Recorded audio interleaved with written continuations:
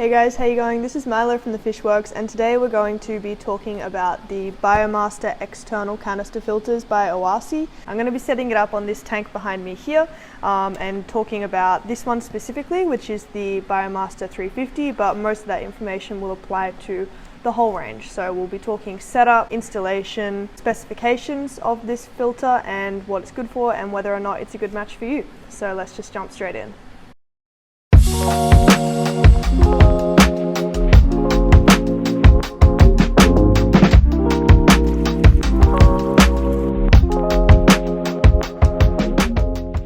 So the Biomaster filters obviously are an external canister filter, and you can either get the Biomaster by itself or the Biomaster thermo, which is what I have in front of me here. The thermos are really great because basically what it is it has a space for your heater, your aquarium heater, to sit inside the filter itself. So nothing else other than your inlet and outlet are inside the aquarium. So it just gives you that nice sleek look and keeps as much equipment out of the water as possible. So like I mentioned, this is the Biomaster 350, but you can also get 250, 600 and 850. You can get them in just the Biomaster themselves, or you can get the Biomaster thermo, which comes with that heater included. These filters are great for tanks stocked with fish, anywhere from 250 all the way up to 850 litres. So they can take quite a large volume of water, and they tend to do a really good job at it. So this is what the unit looks like. Obviously you've got a really cool little carrying handle, your inlet and outlet are here, and then your heater in this corner here. So in here we've got our hose, which is going to make up both the inlet and outlet of your filter into the aquarium. All of your spare parts to create that connection, as well as these, which basically allows you for, if you want, you can remove the heater from the filter and put it inside the tank. So this is your little plug so that you can close off this connection, and then a little adapter so you can slot it onto the side of the aquarium and keep it inside if you wanted to. And then you just have more parts for your inlet and your outlet in the form of a little spray bar. Setting all this back aside, we're going to take a look at all of the papers that come in that box. So you've got your quality certificate and your warranty booklet. This filter comes with a 3+1 year warranty, so you've got 4 years altogether. And then you've got two instruction manuals. The first one is for your heat up, which is the aquarium heater that comes with the filter. In the case of the Biomaster 350, you get a heat up 200, so a 200 watt heater to go with that. And then you have the booklet for the filter itself. So like I have previously mentioned, you do have the Biomaster itself and then the Biomaster thermo. So the Biomaster just by itself you'd be using for cold water aquariums. It's designed for water filtration and recirculation. The Biomaster thermo you're going to use on your tropical aquariums for your tropical fish that want warm water, which can be used for water filtration, recirculation and water heating as well. All of these units are designed for indoor use and can be used on freshwater and saltwater tanks. So essentially how it works is you're going to have two hoses coming out here that go into your aquarium. The water goes in through your intake and circulates through the filter. Inside this is a bunch of different filtration media of different pore densities, as well as biofiltration and some hex media. All of that works to filter the water before it is then returned into the aquarium nice and clean.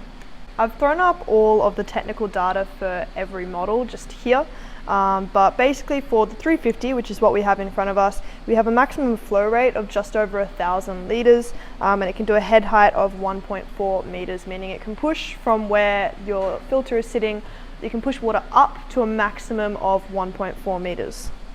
All of the cables are 1.5 meters regardless of which model you get, and if you require any extra hose for your inlet and outlet, it's going to be a 17mm pipe.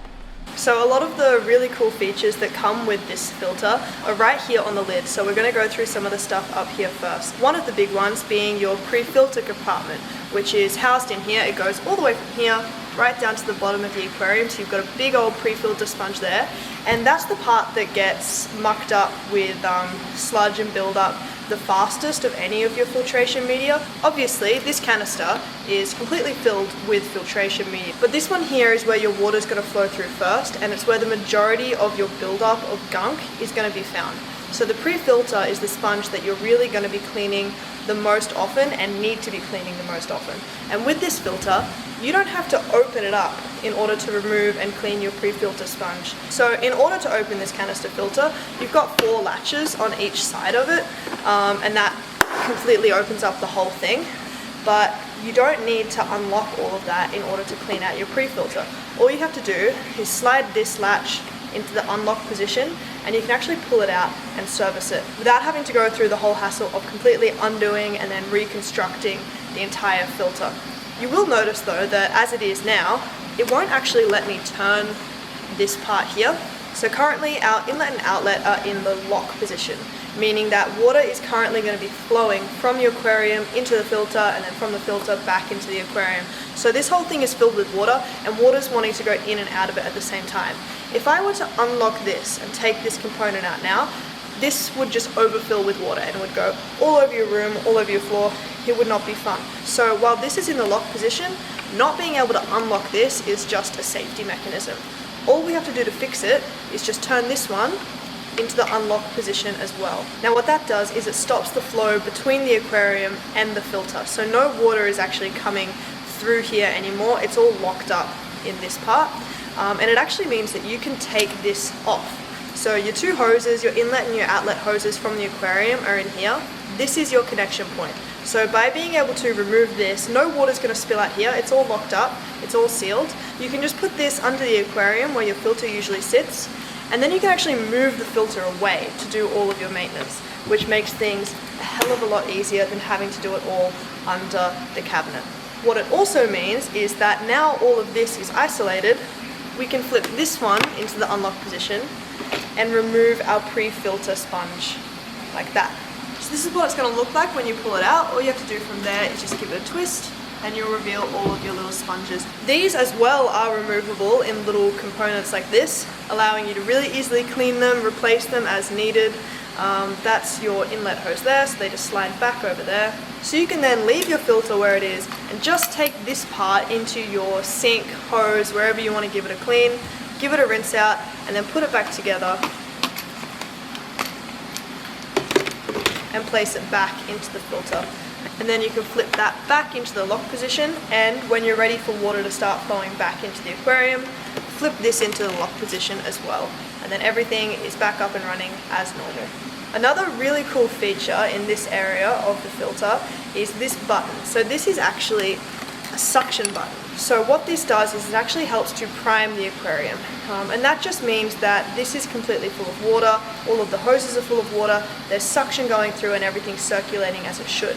So obviously whenever you're starting up a new canister filter, you can fill it up with water to here, but you've still got air in the top part of the lid, as well as all of your hoses going in and out of the aquarium. So what this does is you can use that suction to start up the aquarium, get your water flowing, and keep everything nice and simple without having to deal with any of the air bubbles and stuff that you often do with most external filtration setups. The last thing we have on the lid is, if I move the handle, which I guess is another fun thing we have on the lid, we have our heater just stuck in here. Now, like I showed you before, if you don't want to run the heater, you can just twist it to remove it, pull that out, and then it comes with a separate plug which you can put in there instead and twist to just have the filtration. Obviously, you could also just unplug it and just not have that plugged in, and this is still keeping it sealed. On the heat up heaters, you can actually control the temperature using this little dial, and it has a little window here to tell you what temperature you're setting it to. Obviously, I would always recommend using a thermometer in the tank as well. You've got 2 electrical cords, they're both 1.5 meters. This one's for the heater. Obviously, if you're not running the heater, you don't have to plug it in. And then this one is for the pump and the filter itself to get it up and running and keep it going. So now that we've gone through the lid, let's just jump in and take a look at what's in the canister itself and all of our filtration media housed in there. So we're going to open it up now and check out what's actually inside this canister. To do that, you're just going to want to flip your handle up, and you've got 4 latches on each side. And once you've done that, you should be able to lift off the lid pretty easily. So like I said, you can see your pre-filter sponge here attached to the head. Everything else is sitting inside the canister itself. So that's what you're going to see when you first open it, and we're just going to take these out piece by piece and take a look at them.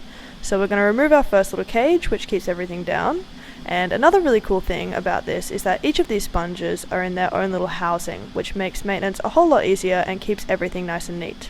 Each of these filters is going to have a different amount of sponges depending on its model. Biomaster 350 has 4 sponges and then 1 component of X biomedia, but that's going to change depending on the model that you have. So this model, the 350, we've got 1 30 ppi sponge, and then we've got 3 of our 20 ppi sponges, and that just refers to the density of the sponge itself. If we take them out of their little cages and have a look, you can see that the 30 ppi sponge is a lot denser than the 20 ppi sponge. And then the last little basket is going to house your X biomedia. Basically all this is little plastic parts, and their job is to create a whole bunch of surface area for the beneficial bacteria to live in, and that's going to do a whole lot of biofiltration. So now that we've gone through the filter itself and all of its fun little components and features, let's go into setup. For that, we're going to want to grab our little components here. So opening up that bag, we have a lot of little bits and pieces. Basically, what they all do is that they allow us to put together our inlet and our outlet components, so where the water sucks in from and where it returns to the aquarium from. So these are all the parts that are going to come in that packet. First we're going to go ahead and assemble our inlet, which is all this stuff here. So this is where your water is going to draw in from the aquarium and be carried from the tank into the filter. And all of these parts just slide together pretty simply. You want to grab this blue part, screw that on there.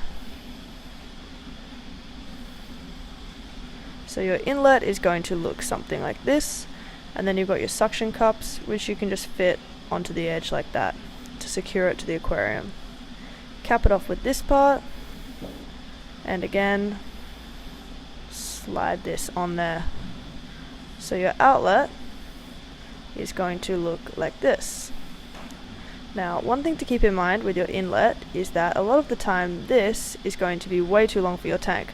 So what I would do is hold this up against the tank, measure it, see how deep the tank itself is, and you might end up chopping the majority of this clear tube in half in order to make this a lot shorter. For example, I'm going to want it to be about here to fit into my tank. So I'm going to go ahead and chop off almost like 80% of this pipe to get it to fit into the aquarium itself. So don't be afraid to do that. You can just do that with a pair of scissors or a hacksaw, and then everything's going to fit nice and seamlessly into your specific aquarium. So you can see I've gone ahead and I have cut down that inlet pipe. I cut it right down. So this is, because it's such a shallow tank, it had to be very short. Usually you would have a lot more of the clear tube showing, but just cut it to whatever size you need it to be. The last thing we're going to do before we go ahead and chuck this into the tank itself is to just install these rubber feet onto the base of the unit. And what this does is it stops the unit from scuffing your nice cabinet, but it also helps with a little bit of soundproofing from any vibrations that might be happening. That being said, the Biomaster filters are an extremely quiet filter, so even without these feet, noise really isn't much of an issue, but these are just a little bit extra safety to ensure that it runs nice and silent. So the first thing I'm going to do is install my inlet and outlet. I want them to be on opposite sides of the tank because it is such a large tank, just so I can circulate the whole thing, reduce any dead spots. So our inlet we're going to have over here, our outlet we're going to have over on the other side.